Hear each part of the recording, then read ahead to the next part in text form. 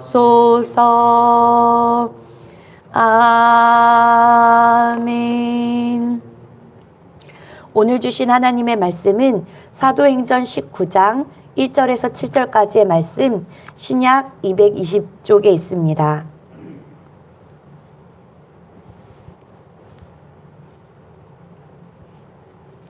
오늘 주신 하나님의 말씀은 사도행전 19장 1절에서 7절까지의 말씀, 신약 성경 220쪽에 있습니다.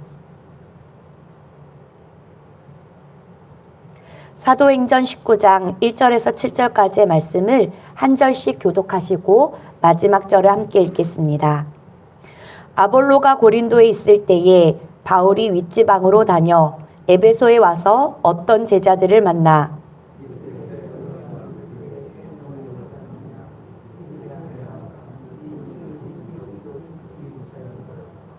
바울이 이르되 그러면 너희가 무슨 세례를 받았느냐? 대답하되 요한의 세례니라.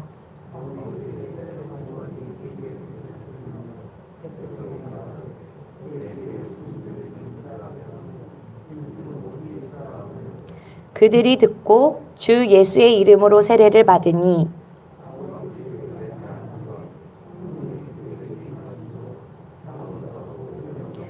함께 읽겠습니다. 모두 12사람쯤 되니라. 아멘.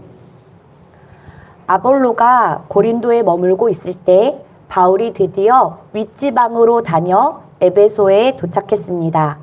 여기에서 윗지방이란 비시디아 안디옥의 서쪽 고원지대를 가리킵니다. 바울은 세 번째 선교 여행을 갈라디아 교회 동쪽 끝에 있었던 더베에서 시작하여 비시디아 안디옥까지 차례대로 방문하는 것으로 시작했습니다. 그 일을 마치자마자 고원지대를 거쳐 곧바로 아시아 서쪽 끝에 위치한 에베소로 직행했던 겁니다. 바울이 가장 먼저 만난 사람들은 어떤 제자들이었습니다. 이들은 모두 12사람쯤 되었다고 7절에서 말하고 있습니다. 바울은 이들에게 단도직입적으로 묻습니다. 너희가 믿을 때에 성령을 받았느냐?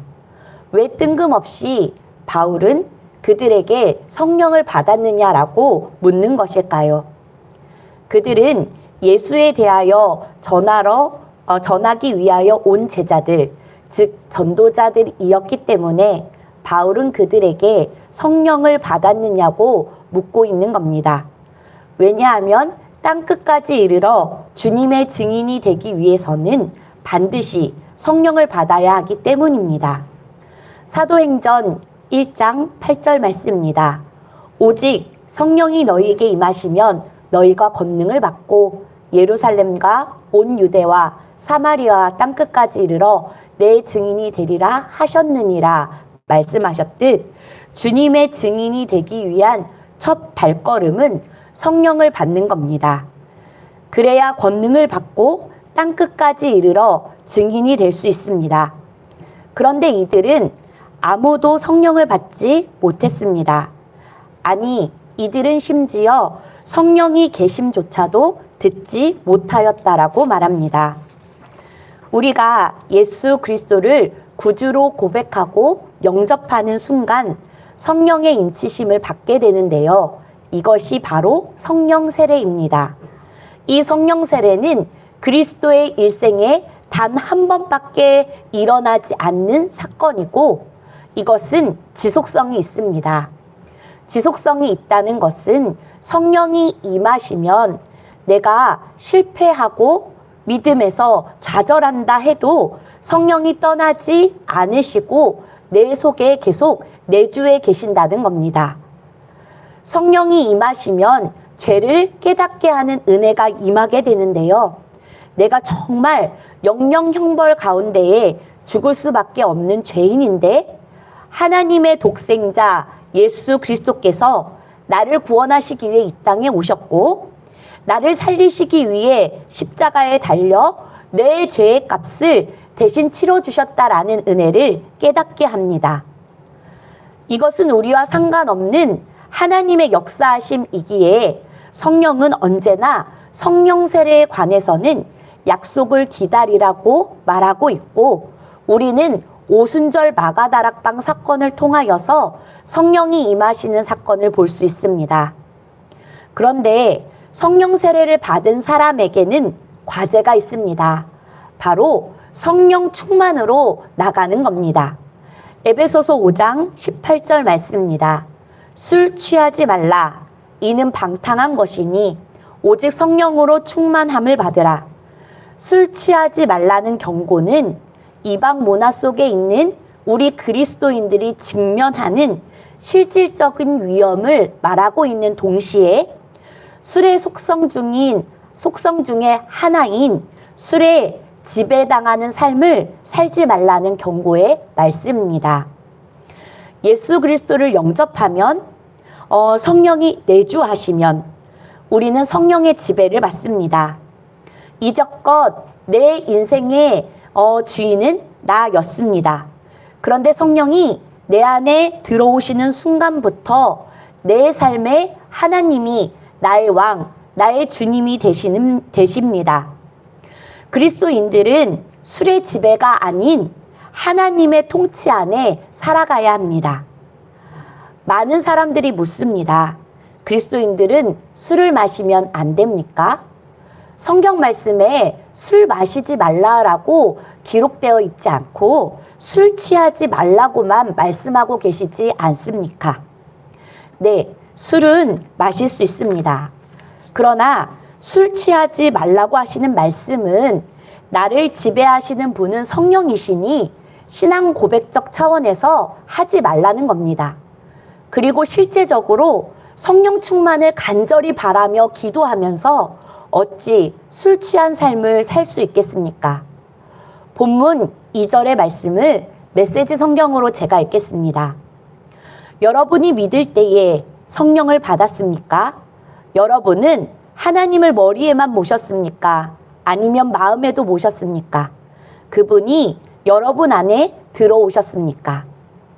바울이 만난 제자들은 예수님을 믿기는 했지만 머리에만 하나님을 모셨던 제자들이었습니다.